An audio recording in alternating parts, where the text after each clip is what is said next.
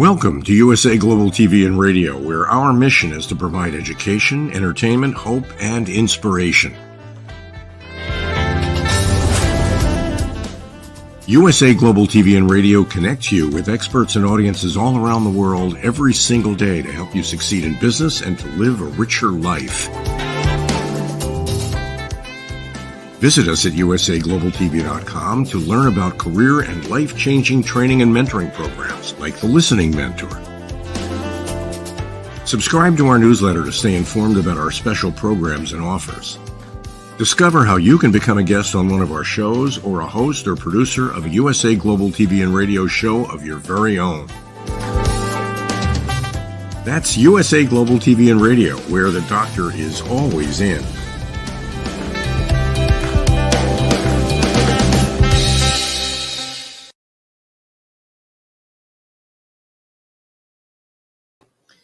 Good evening, good morning, and good afternoon, depending on where you're listening from, and welcome to another exciting episode of the Resume Whisperer. I'm your host, JosefStetter.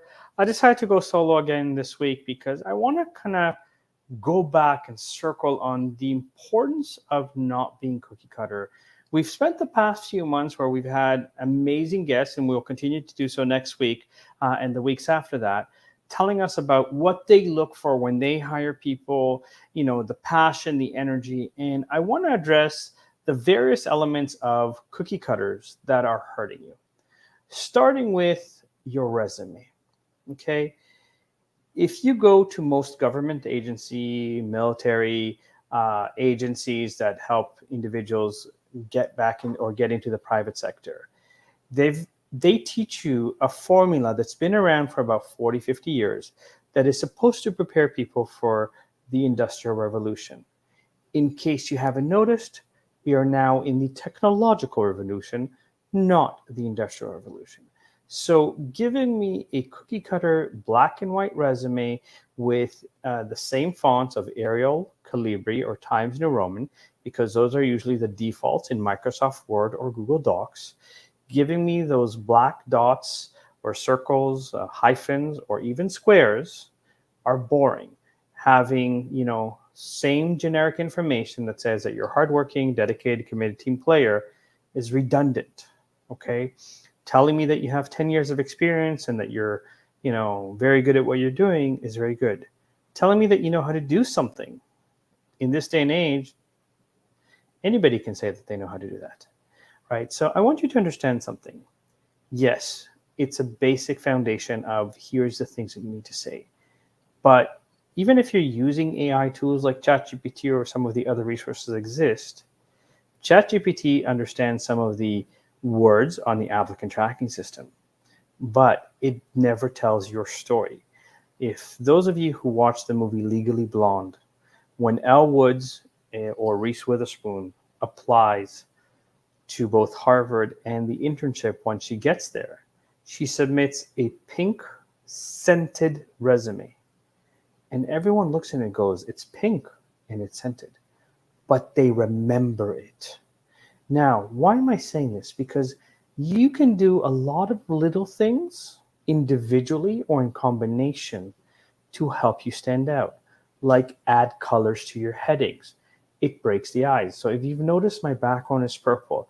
I usually wear purple because it's my favorite color. It's part of my branding. Everything that I do, purple is involved. So if I have my headings in purple and you have an HR that's looking through 350 to 5,000 resumes and kind of just flipping through them like a deck of cards, if there's purple, it'll catch their eye.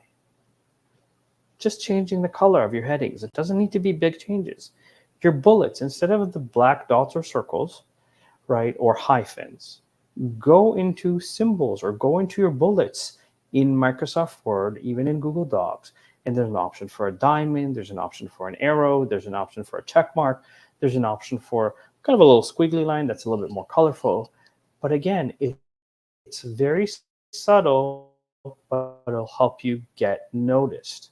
Okay, beyond that, change the font. Again, it looks a little bit different. It will catch the person there.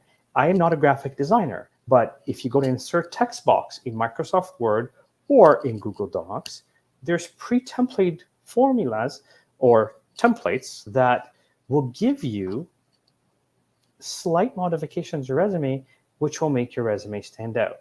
Now, throughout the past few months that I've talked about, I've emphasized the importance of telling me the results or the significance of the work that you've done, the problems that you've solved or that you've addressed.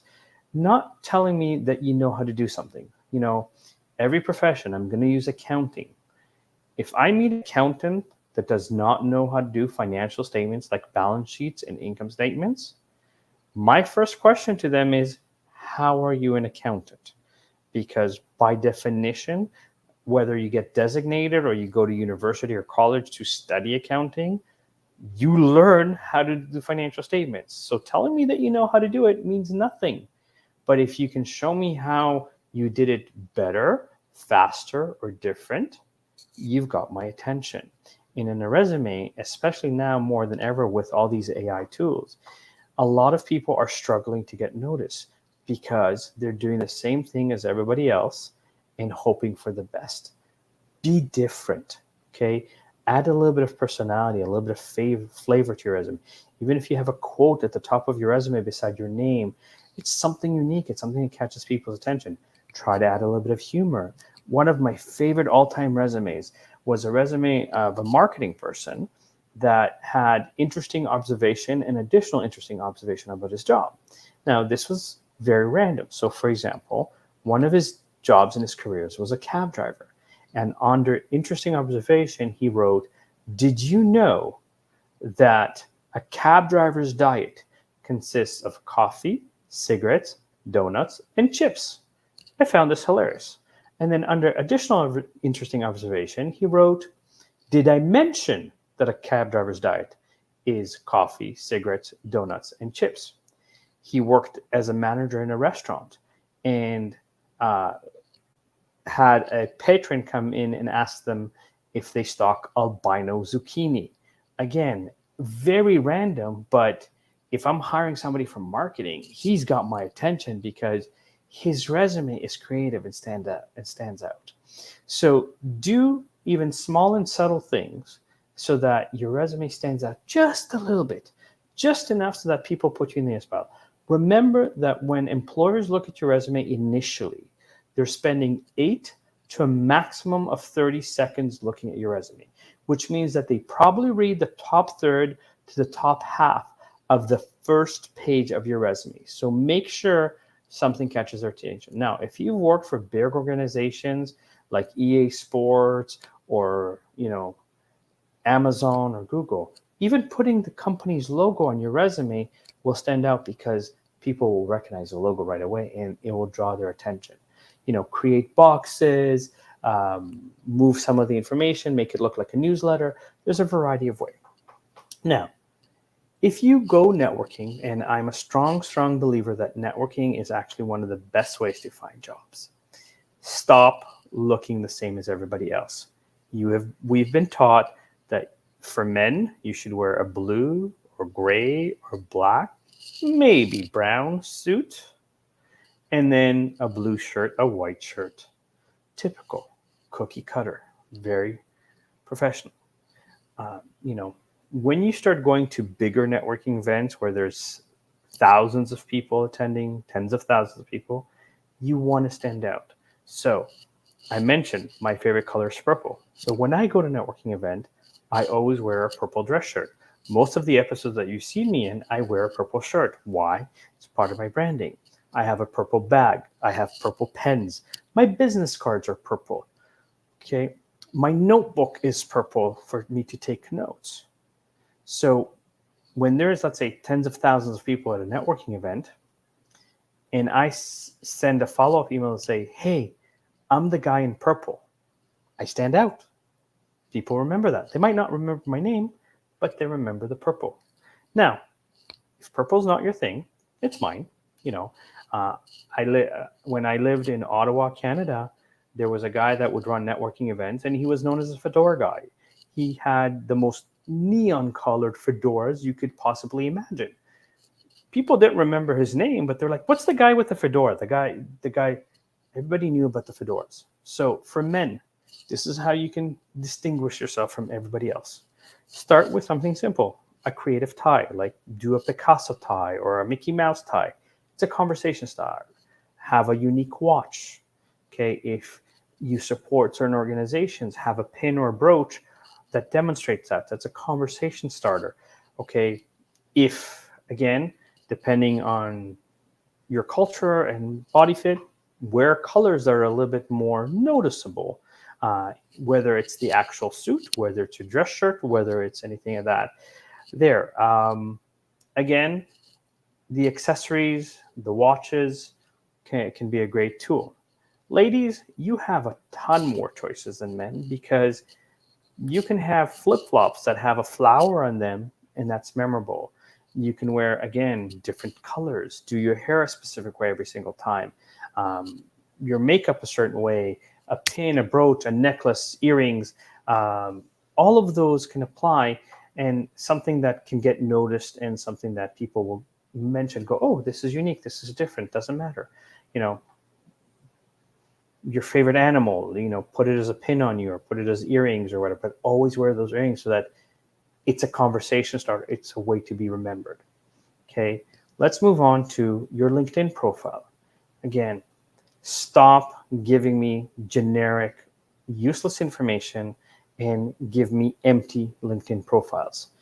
You have no idea how many LinkedIn profiles I look at as a recruiter where they have their job title, the years of work, and the name of the employer, and that's it. If you think that I, as a recruiter, have the time to message you and go, do you know how to do this? Do you have experience with this? No. And you're wondering why no one's calling you or no one's excited to speak to you about your profile? Because it's generic, it's cookie cutter. So stop that. Give not only the technical skills that you put on your resume, but also on your LinkedIn profile. Make sure that you have lots of technical skills. Make sure that you quantify your results. Don't assume that they'll ask you this in the interview, because the problem many people are having today in North America is they're not getting the interview. And they're not stopping to reflect internally and go, why am I not getting the interview? I know I'm really good at what I do. I've produced results. And have you thought about the results? Did you make money? Did you save money? Did you increase efficiency? At the end of the day, no one's hiring you because there's a couple empty chairs in the office and it looks weird that there's empty chairs. A company's hiring you to make them money, to save them money, or to increase their efficiency. All of those overlap. So can you come up with ideas that will get the market share or more sales? Can you research resources that will save money?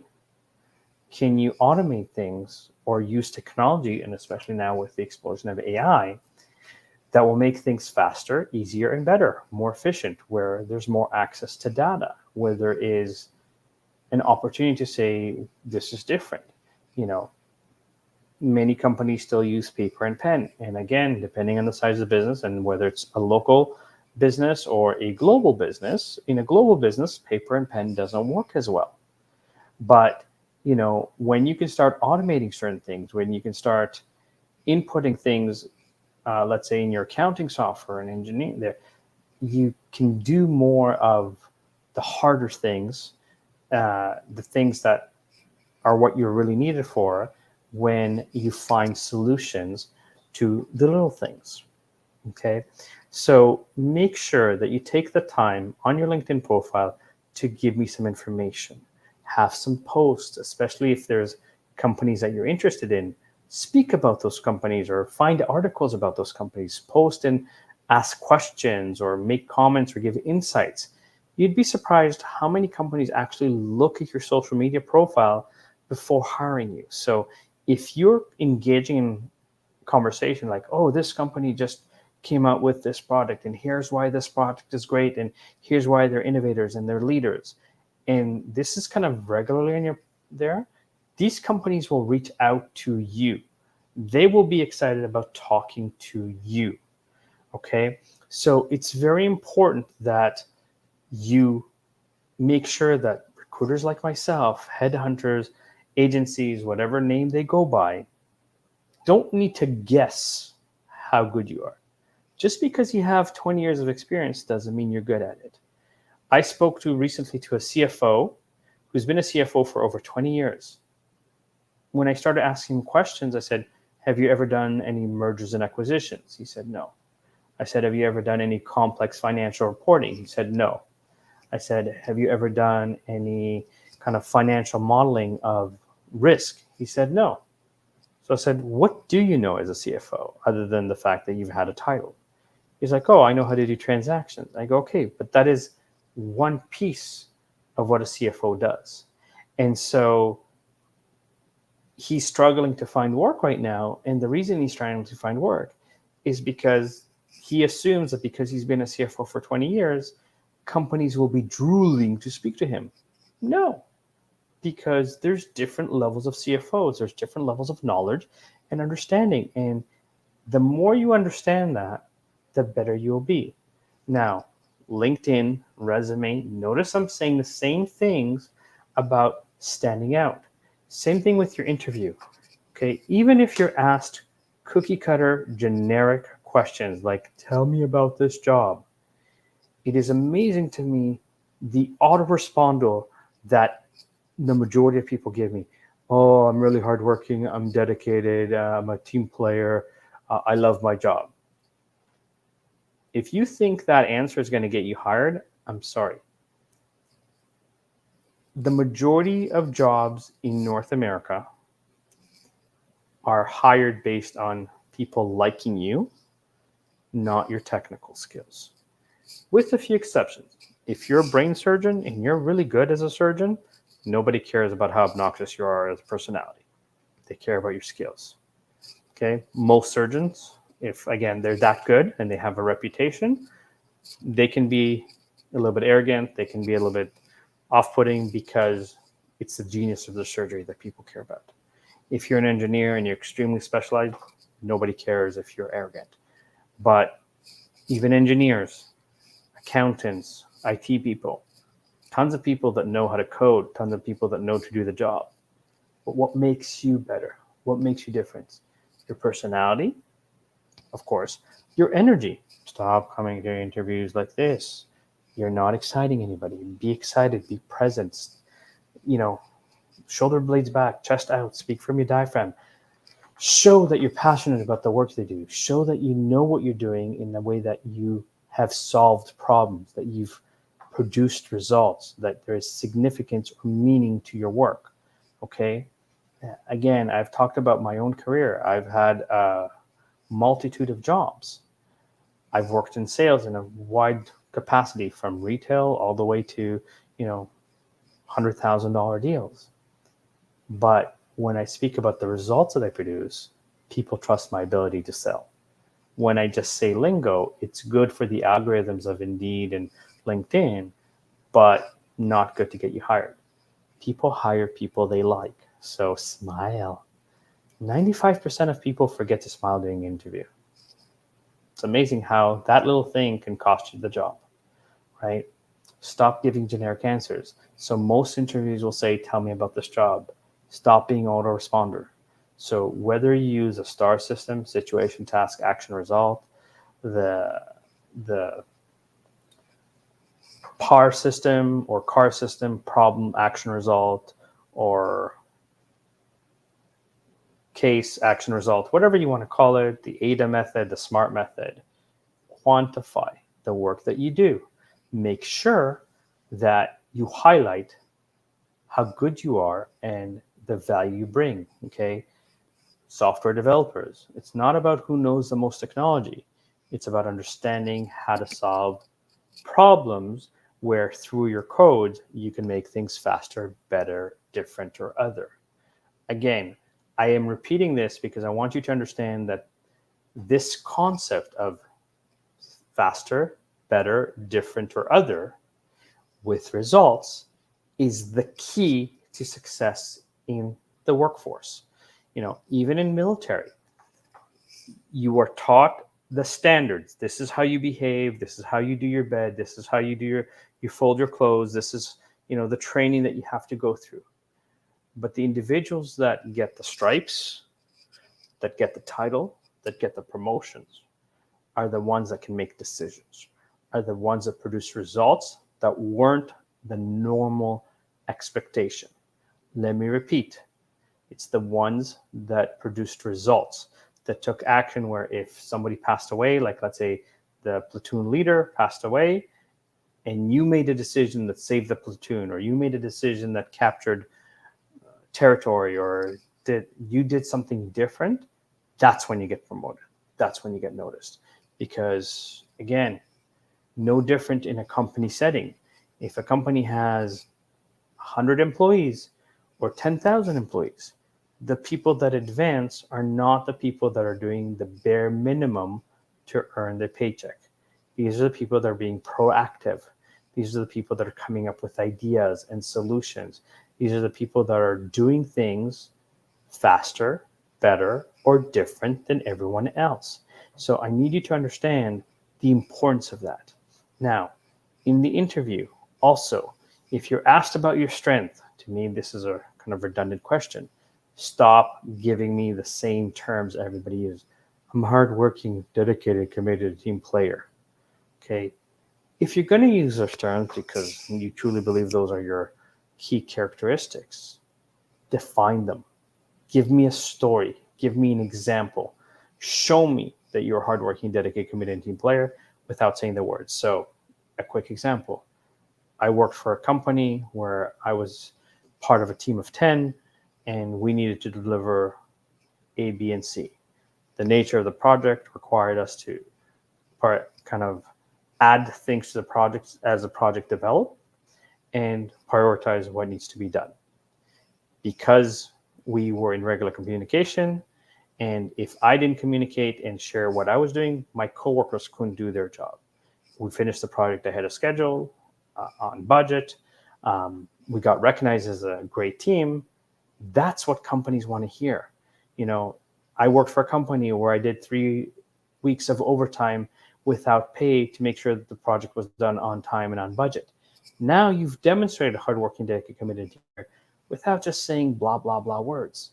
And sadly, the majority of people that I've encountered, even when I interview candidates from my client, just give me blah, blah, blah. Even when I change the question on them, they still give me blah, blah, blah. You know, what are you most proud of in this job? What are your 3 biggest achievements? I'll ask that question of my candidates. And I get, well, I'm a team player and I know how to do my job. If you think that excites me, you're gravely mistaken. So stop giving me the generic responses that we've had for the past 40 years. Again, we are no longer in the Industrial Revolution, we're in the technological revolution. And yes, there's technology that might be able to do certain things faster than humans and possibly better, okay? But we still need humans to give input. We still need humans to give the story. We still need humans to measure the quality of the results. You know how many, let's say, AI videos I see right now, and I'm a human being. I do not talk like this. AI videos do, right? AI videos might go, here's the content, but I will tell you, here's the story, here's the experience, here's something that's memorable or unique or different, okay? Similarly, very popular question, most people kind of do this very wrong. Do you know how to do this technicals thing? If you don't know how to do it, the typical answer is, no, but I'm a quick learner. I got to tell you, in 20 years of recruiting, I have not had a single person say to me, no, I don't know how to do this, and it will probably take me 2 to 3 years to figure out how to do it. Okay, so telling me that you're a quick learner does not mean anything. Rather than saying no, because the moment that you say no in an interview, you've lost the interview. You are not getting the job. Give an example of something similar where this is what you did, this is the problem you solved, and this is the result you produced. Because as a recruiter, I can tell you, if a candidate that I'm interviewing has 60%, 60, of a job description, I consider them a great candidate. Because if my candidate is missing technical skills, great companies will pay for you to train in those technical skills.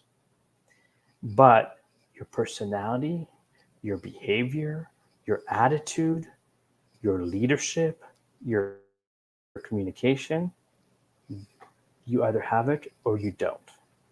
Okay? And if you want to know why nobody's noticing you, why you're not getting ahead, why, your coworkers are being promoted and you're not, it's because they're doing more than you. Not in the amount of hours that they work, but in the results that they produce, in the energy that they have, in the passion that they show for their job, in their attitude, in their understanding that every organization has a structure and there's leadership, whether it's earned or not, that exists. And so you need to learn what that leadership wants to see for them to notice how great you are and to give you opportunities to do more. Very simply said. Okay. But again, stop giving me generic, I know how to do this, or I'm, I have experience with this. Experience doesn't mean anything. Okay. Just because I took one coding course does not make me a coder. Just because I understand the foundations of accounting, I hire good accountants, not because they have the most designations. I hire accountants that when I speak to them and I say, here's my business model, for example, what are some ideas that you would have to help me minimize some of the taxes that I have to pay? And I listen to their ideas. And I hire those accountants that kind of go, oh, you can do this and you can do this, and we can defer your taxes here and we can do this, because those are better ways and legal ways to kind of pay less taxes. Lots of accountants out there for me to choose from. But I'm choosing the ones that give me insights that others aren't, that take the time to ask me questions about my business and then offer solutions rather than just go, oh, we're an accounting firm, we can do this and we know how to do all this and here's our fee, kind of thing. Same thing with marketing, right? I've had to learn the hard way because maybe I'm a little bit stubborn, but I've used 5 different marketing agencies that promised me the world and produced 0 results. 0. And I've learned it's no longer about if you're SEO designation or Google certified or Facebook certified. I don't care. It's, do you ask me questions so that you have a sense of my brand, my positioning, my business model? And if the answer is no, thanks, next. I'll find the right people that do. So this show is about you understanding that being the same is what has been taught to us, because it's much easier than getting people to think for themselves. It's much easier to create a system where everybody's the same and you can score the sameness. But today, more than ever, it's what makes you unique. Why are you different? How good are you at building rapport? How good are you at paying attention to details? Andersen Consulting used to be notorious for asking the following 3 questions of their candidates to see how well they think they fit. The first question was, how do you stuff an elephant into the freezer? And then they would just be quiet and wait to listen. The majority of people would be like, oh, you have to chop it up and, into little pieces. But here's the thing. The candidates that went and said, how big is the freezer? And we're told, oh, it's a meat, it's a full-size meat freezer. Like it's a, you can have vehicles in it. Understood that the simple answer is open the door, put the elephant in, close the door. That was the simple answer. Then the next question that Andersen Consulting used to ask is, how do you stuff a giraffe into the freezer if you can only put one animal at a time? Again, simple answer is open the door, take the elephant out, put the giraffe in, and close the door. And then the third question, to see if you're paying attention to details or not, was, If all the animals in the jungle are meeting except one, which one's missing? And if you paid attention to the previous question, the animal that's missing is the giraffe because it's in the freezer, right? So Google is notorious for asking what appears to be very random questions, like if you were shrunk to the size of a dime and you were in a blender and the blender was turned on, what would you do to survive? And again, there's a correct answer, but it's also the logic that you use to solve the problem. Okay, an engineering question, which many engineers actually fail this question because it's hard to them just to hear the question. But if you have 3 light switches side by side outside a door that is completely sealed, it's completely dark and you can't see inside, you're allowed to flip 2 switches, not necessarily at the same time. How do you know what's the right switch to turn on the light inside? Because you can only open the door once. Now, for a lot of people, if I draw out the switches and I say, you can flip this one on and off, then flip the second one, how do you know which is the correct switch? Now, there's a logical answer to this question. The logic is that if you flip the first switch, let's say for 5 minutes, and then flip it off, and then turn on the second one and open the door. If the light's on, it's the second switch. If the light is off, you go near the light bulb and you put your hand near it. If the light bulb is hot, it's the first switch. If the light bulb is cold, it's the last switch that you didn't touch yet. Okay? But again, that question is designed to see when you're put in a situation where you have to think on your feet, do you have logic in your approach to solving a problem? I don't need to know that you're an engineer. I need to know that you can solve a problem. Okay? So understand that companies are hiring you to make the money, save the money, or increase their efficiency, which means you can solve problems. You can come up with solutions. You can offer suggestions or ideas that either have never been done or have been done many, many eons ago in the past, but has been since forgotten. Okay? And this is where that insight, that conversation, and in essence, a culture that recognizes the importance of its people makes all the difference, and is why companies like Google and Facebook are so successful, because they have a culture of their people first, and recognizing that no matter what level or what title you have value to offer within the company and the organization. Okay, and so understand that cookie cutters are meant for cookies, not for your resume, not for the way you dress, not for the way you talk, not for the way that you present information in an interview, not the way you network, because I'll be attending a networking event where there'll be 40, 50,000 people there.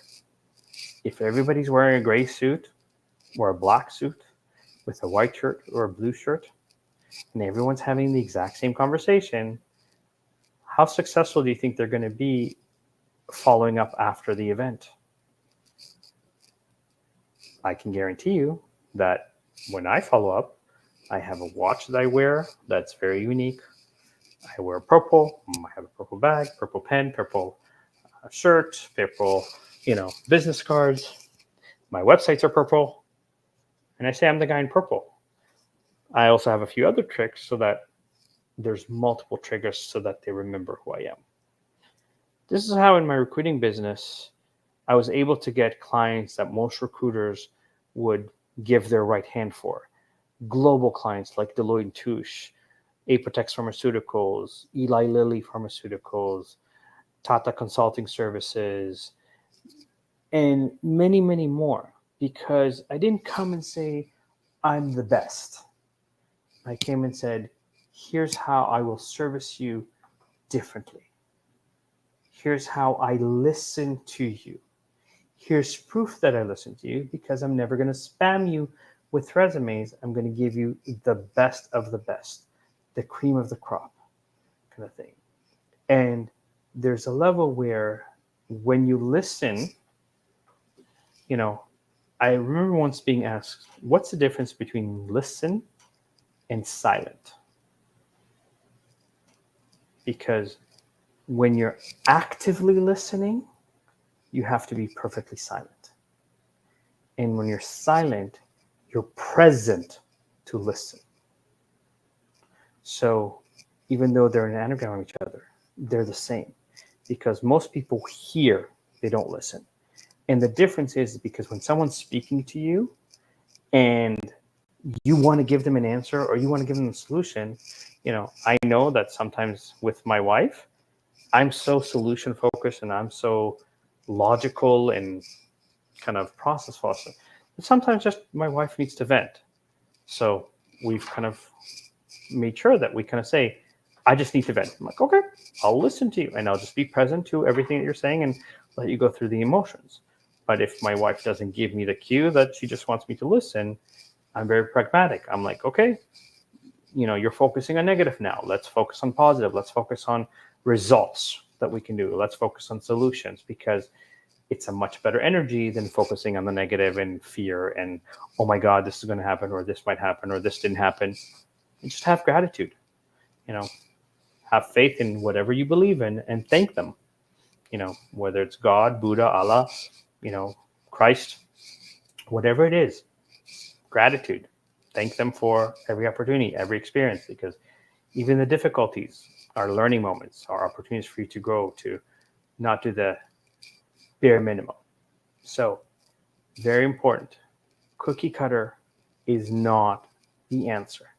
It is not the solution unless you want the same job that everyone has, that no one ever gets promoted at, and that nothing ever changes. Okay? No matter the industry. Amazon in the warehouse, they hire hundreds, if not of thousands of people. The people that get promoted are the ones that are not cookie cutter, are the ones that do a little bit extra, are the ones that go the extra mile. Okay? Napoleon Hill talked about the extra mile in his book, Think and Grow Rich. And we have forgotten the importance of that. As a guy, as a man, opening doors for others, being a gentleman, being polite, being respectful. If there's other people in the room, offering women, for example, out of respect, the opportunity to speak first. Little things, but they go a long way. Taking care of people, buying them a coffee, acknowledging them. These things make the difference. So I hope this episode has brought you value. Stop being cookie cutter. Start showing your personality. Start showing that you matter and start showing that you can produce results that make a difference and an impact in a company. I hope you've enjoyed the show. My name is JosefStetter, and this is the Resume Whisperer Show. Have yourself a great night, a great morning, or a great afternoon.